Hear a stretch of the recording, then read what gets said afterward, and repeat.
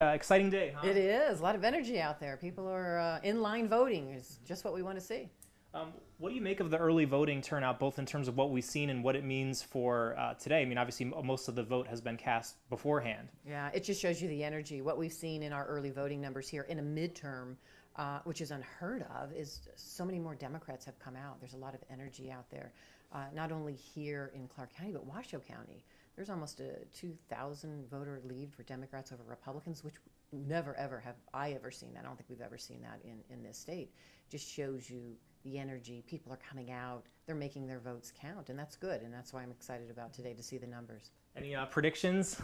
Well, listen, I will tell you this. The number one issues I've been around the state, and I just got off a rural road trip, is healthcare, healthcare, healthcare. People want to be covered. They want reasonable access and affordable healthcare, and they have pre-existing conditions to be covered.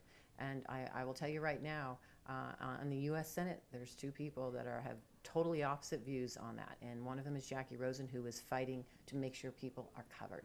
So the numbers that I see look good for Democrats up and down the ticket. And I'm supporting Jackie, and I look forward to this evening. And big picture at the national level, I mean, it could come down to Nevada and Arizona. I mean, what are you kind of paying attention to with some of how Nevada plays into the big picture for control? Yeah, you know, in the United States Senate, it's a tougher map for Democrats because I think of the 33 seats, 26 are Democrats that are up. So yeah, we have a narrower kind of margin here of win. But I will tell you this: the pickup seat is here in Nevada and Arizona, a couple of other places. But the energy, like we feel in Nevada today, I've been in the other states. It's there as well. And I know my colleagues, everybody, they're working hard. They're getting out and talking to voters about the issues. And I think the energy across the country is going to make the difference. We've seen it already in the numbers of the younger generation, right? 18, I think, to 20, 29 years old, that people are coming out, new faces we've never seen before. That's good. And we hear about the blue wave. If I mean, it looks like likely the House will flip it, if the Senate as well. What are some of the biggest things on day one that change will mean? Well, I can tell you it's what we've been fighting for, healthcare. I mean, access to affordable healthcare in this country and coverage for pre-existing conditions. That's something we will continue to not only ensure, but we will improve upon.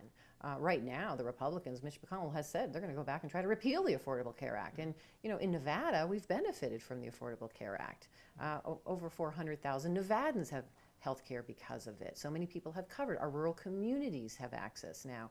And so even people with pre-existing conditions, you know, people don't realize in Nevada there's about 1.2 million people with pre-existing conditions, and their coverage, that's worth fighting for. That's what Democrats stand up for, and that's what we're going to make sure that is our number one issue going in January, if we are fortunate enough to take back the House and really be a fighting force again in the Senate as well. And then last question, and we hear about Blue Wave, but we've also heard kind of the year of the woman as well. I mean, are you excited about that, especially with potential of Rosen and both female senators from Nevada? I am. You know, I saw it after the inauguration. I was there in Washington when all the women came out and marched on Washington, and then we've seen these organic protests come out and more women running for office across the country, including in Nevada.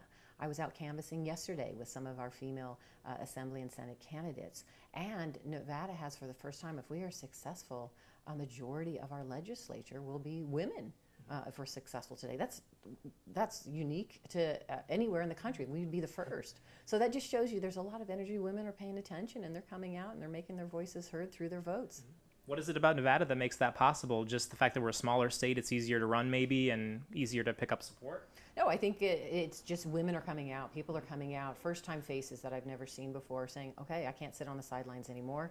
I got to get out there. I got to make my voice heard. I have concerns about what's happening in the country. I'm fighting for health care. I'm fighting for jobs. I'm fighting for my kids' education. That's what I see in a lot of our candidates that are coming forward, new faces, and that's fantastic. That's what it's about.